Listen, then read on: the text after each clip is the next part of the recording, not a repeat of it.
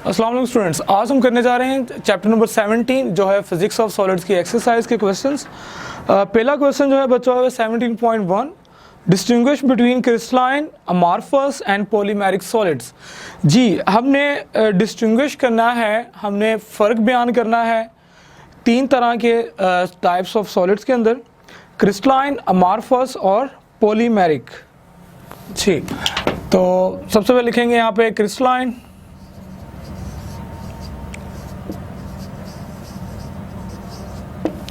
ठीक है, crystalline solids हैं, अमार्फस हैं,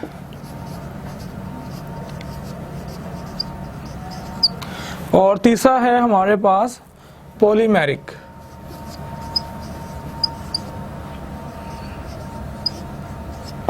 ओके बच्चों, ये तीन तरह के जो सॉलिड्स हैं इनमें आपने डिस्टिंग्विश करना है। पहला ही टॉपिक है आपका इस चैप्टर का जिसमें हमने टाइप्स ऑफ सॉलिड्स के बारे में पढ़ा था। ठीक है, क्रिस्टलाइन सॉलिड्स जो होते हैं वो सॉलिड्स होते हैं, हमने पढ़ा था कि जिसमें जो एटम्स, मॉलिक्यूल्स, आयंस होते हैं वो अरेंज्ड होते हैं थ्री डायमेंशनली।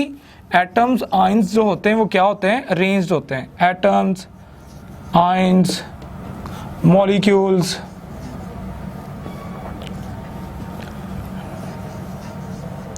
ठीक है, एटम्स, आयंस, मॉलिक्यूल्स वो क्या होते हैं? Arranged in order. ठीक है, जबकि अमार्फस के अंदर क्या होता है? वो अरेंज नहीं होते हैं, नॉट अरेंज्ड।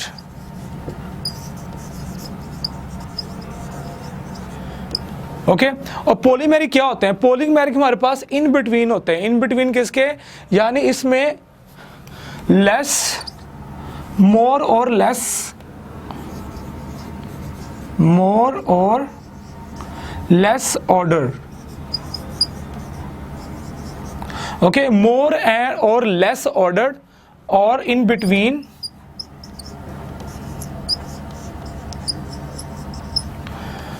Crystalline and अमार्फस। ठीक है, यानी कि जो क्रिस्टलाइन सॉलिड्स है उसके अंदर जो एटम्स, आयंस होते हैं वो थ्री डायमेंशन के अंदर, अगर आप लिखना चाहें ये भी लिख सकते हैं, the types of solids in which the atoms, ions और molecules are orderly arranged in three dimension. Okay, so इसके एग्जांपल जो हैं आप देखें तो सोडियम क्लोराइड इसकी वेल नोन एग्जांपल है। अमार्फस में ग्लास जो है, इनको ग्लासी सॉलिड्स भी कहते हैं। ठीक है, ग्लास जो है इसकी है और इसमें जो है वो रबर है, नेचुरल रबर हो जाए या सिंथेटिक रबर हो जाए। बच्चों इनका जो टेम्परेचर होता है डेफिनेट टेम्परेचर होता है, इनका कोई डेफिनेट टेम्परेचर नहीं होता और उनका भी कोई डेफिनेट टेम्परेचर नहीं होता। इसकी डेफिनेट शेप होती है, डेफिनेट शेप, इनकी डेफिनेट नहीं होती, नॉट। ओके, तो इस तरह जो है आपने क्या करना है, पेपर के अंदर आपने इस तरह एक टेबल बनाना है और टेबल के अंदर आपने इनको डिस्टिंग्विश करना है। तीनों टाइप्स ऑफ सॉलिड्स को आपने टेबल की फॉर्म के अंदर आपने इन्हें डिस्टिंग्विश करना है इस तरह। ठीक है, आप और भी मज़ीद लिख सकते हैं। इनका टेम्परेचर जो है मैं लिखा नहीं यहाँ पे, डेफिनेट होता है, इनका टेम्परेचर डेफिनेट नहीं होता, इनका भी टेम्परेचर डेफिनेट नहीं होता। ठीक है, ये सॉलिड्स ही रहते हैं, लिक्विड फॉर्म में ले जाएंगे तो सोल्यूशन फॉर्म में इन्हें डिजोल्व किया जा सकता है, सोल्यूशन बनाया जा सकता है। ये विस्कस सोल्यूशन बनाते हैं और उनका भी जो विस्कस होता है, ठीक है, मेल्ट होने के बाद। नेक्स्ट जो क्वेश्चन है वो हम देखते हैं 17.2। ओके बच्चों, क्वेश्चन नंबर 2 जो है 17.2 चैप्टर नंबर 17 का, define stress and strain, what are their SI units, differentiate between tensile, compressive, shear modulus, shear modes of stress and strain. जी बच्चों, इसमें हमने सबसे पहले डिफाइन करना है स्ट्रेस क्या होती है और फिर डिफाइन करना है स्ट्रेन। सबसे पहले डिफाइन करते हैं स्ट्रेस को। स्ट्रेस हमारे पास क्या होती है? Force per unit area. ठीक है, यानी कि फोर्स जो लगती है यूनिट एरिया के ऊपर वो कहलाती है स्ट्रेस। इसका जो ऐसे यूनिट है वो है न्यूटन पर मीटर स्क्वायर, जो कि किसका यूनिट होता है? प्रेशर का यूनिट भी होता है। स्ट्रेन की बात करें तो स्ट्रेन हमारे पास क्या है? स्ट्रेन की डेफिनेशन जो है हमने पहले भी की हुई है कि स्ट्रेन तीन तरह का होता है। वैसे स्ट्रेन जो है हमारे पास फ्रैक्शनल चेंज, अगर हम कह लें fractional change in length, change in length, volume या शेप। ठीक है, इसको हम नाम देते हैं किसका? स्ट्रेन का। स्ट्रेन आपके पास जो है ये अगर आप देखें तो स्ट्रेन की टाइप्स हमने पढ़नी है, वैसे इसकी डेफिनेशन यही आपने लिखनी है कि fractional change in length, volume या शेप, जो फ्रैक्शनली चेंज आता है। ठीक है, यानी कि पहले लेंथ क्या थी आपके पास? L थी, तो उसमें चेंज आया आपके पास क्या? Delta L। तो इसका अगर फ्रैक्शन लेते हैं यानी कि डेल्टा L ओवर L, तो ये आपके पास फ्रैक्शनल चेंज बनता है किसके अंदर? यस, लेंथ के अंदर। ठीक है, तो इसको हम नाम देते हैं, यानी ये हमारे पास रेशो होती है दो लेंथ्स की, या आपके पास रेशो होगी वॉल्यूम्स की, या रेशो होगी आपके पास किसकी? जो एंगुलर चेंज आता है, एंगुलर डिफॉर्मेशन होती है। अब हम इनकी टाइप्स पढ़ने लगे हैं। सबसे पहले हम टाइप देखते हैं टेंसाइल स्ट्रेस, कंप्रेसिव स्ट्रेस और shear stress.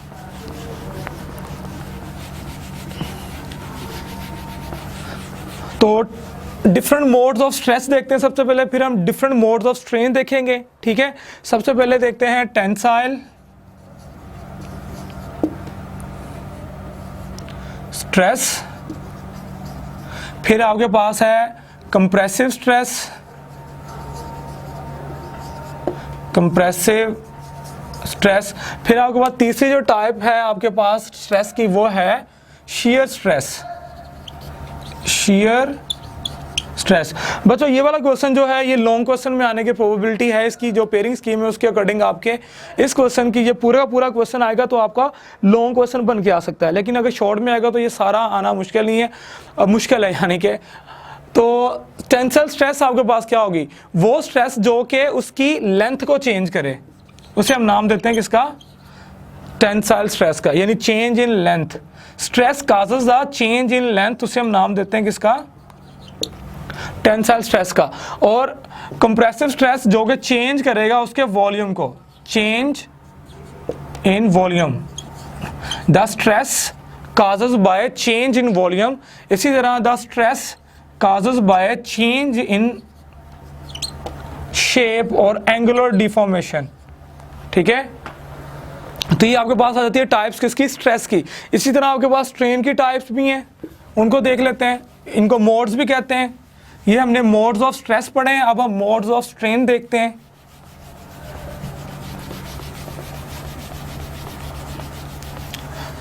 Ji, modes of strain में सबसे पहले टेंसाइल स्ट्रेन, टेंसाइल स्ट्रेन, फिर है आपके पास कंप्रेसिव स्ट्रेन, कंप्रेसिव स्ट्रेन, फिर आता है आपका शियर स्ट्रेन।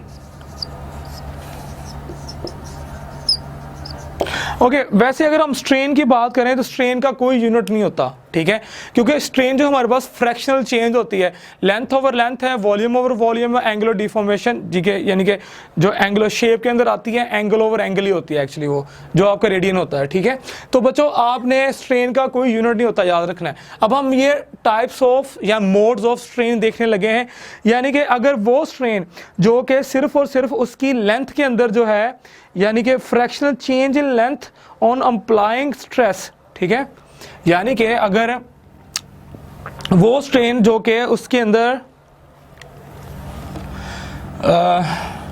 यानी फ्रैक्शनल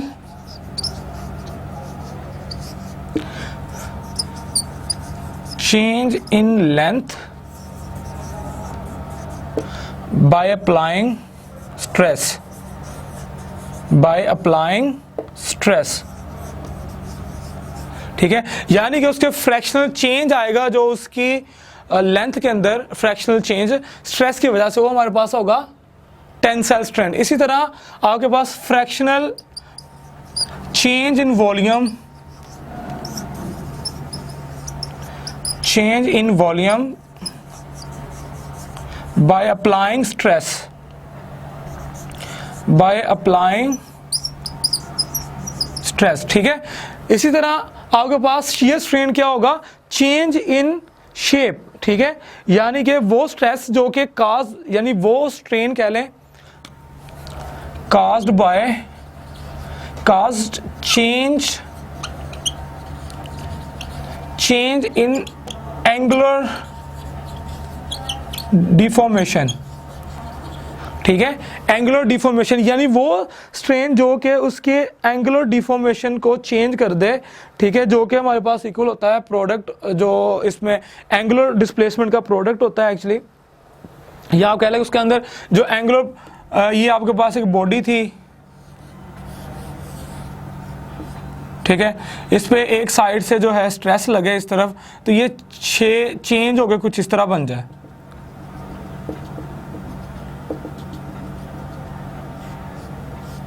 यानी कि वो डिफॉर्म हो जाए, उसकी एंगुलर डिस्प्लेसमेंट उसके अंदर आ जाए, तो बॉडी ही चेंज हो जाए, उसके एंगल्स ही चेंज हो जाए, तो उसका जो फ्रैक्शनल चेंज होता है by applying the shear stress जो है उसको हम नाम देते हैं किसका, शियर स्ट्रेन का नाम देता है। तो ये डिफरेंट मोड्स ऑफ स्ट्रेस और स्ट्रेन थे, आपने इनको अपनी वर्डिंग में डिफाइन कर लेना है, ठीक है। नेक्स्ट जो हम क्वेश्चन करने जा रहे हैं वो है 17.3, उसको देख लेते हैं। 17.3 क्वेश्चन क्या है,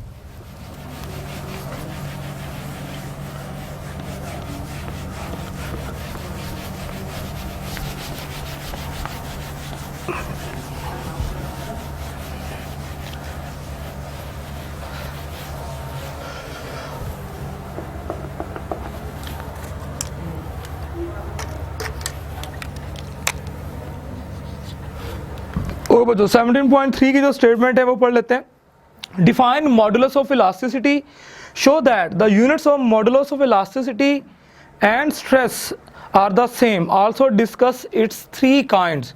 जी बच्चों, इलास्टिक कांस्टेंट्स के नाम से आपके जो 17.2 टॉपिक था आई थिंक इस बुक के अंदर, जी मैकेनिकल प्रॉपर्टीज ऑफ सॉलिड्स के अंदर इलास्टिक कांस्टेंट्स के लिहाज से ये क्वेश्चन हमने पढ़ा था, इसके बारे में हमने देखा था। तो यहाँ पे वही क्वेश्चन बन के आया आपकी एक्सरसाइज के अंदर। Define modulus of elasticity, show that the units of modulus of elasticity and the stress are the same, also discuss its 3 types.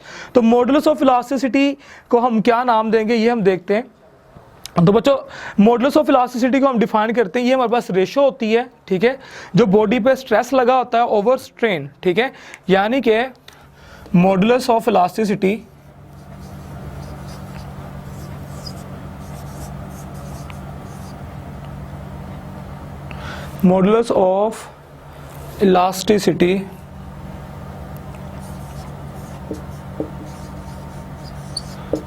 हमारे पास क्या होती है, स्ट्रेस ओवर स्ट्रेन,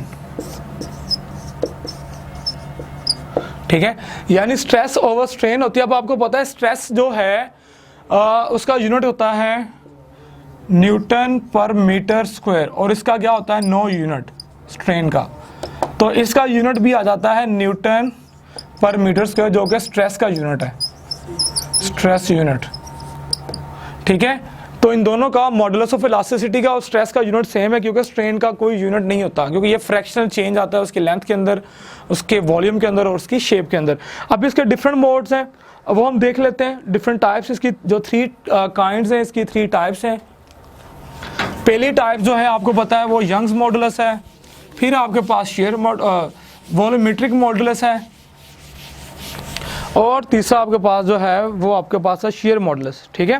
तो पहला मॉडुलस जो है इसको हम देखते हैं। पहले मॉडुलस के अंदर हमारे पास यंग्स मॉडुलस है। यंग मॉडुलस क्या बताता है, यंग मॉडुलस हम y से रिप्रेजेंट करते हैं, जो कि आपके पास स्ट्रेस सबका सेम आएगा, लेकिन फ्रैक्शनल चेंज, यानी कि आपके पास स्ट्रेस ओवर टेंसाइल स्ट्रेन होता है, stress over tensile strain, stress है ये, और यहां पे होगा टेंसाइल स्ट्रेन, जो कि हमने पढ़ा है। ये आपके पास यंग मॉडुलस है। उसके बाद आपके पास जो है बच्चों आता है वॉल्यूमेट्रिक या बल्क मॉडुलस, इसको नाम देते हैं, ये यंग मॉडुलस।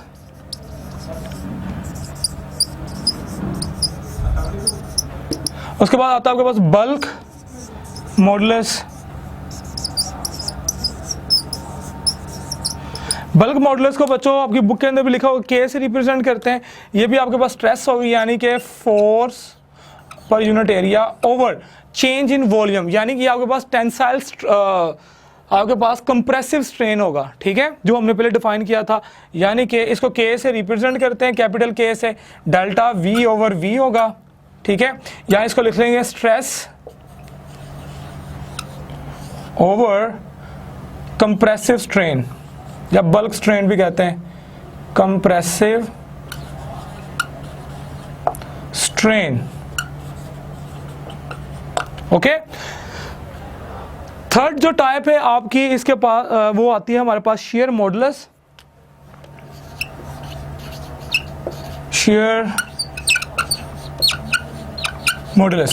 मॉडुलस को हम कैपिटल जी से बच्चों रिप्रेजेंट करते हैं। शेयर मॉडुलस आपके पास उसी तरह टेंसाइल स्ट्रेस यानी स्ट्रेस ओवर आपके पास क्या होगा, शेयर स्ट्रेन, जो हमने निकाला था tan थीटा के इक्वल, गैमा जिसे हमने कहा था, ठीक है।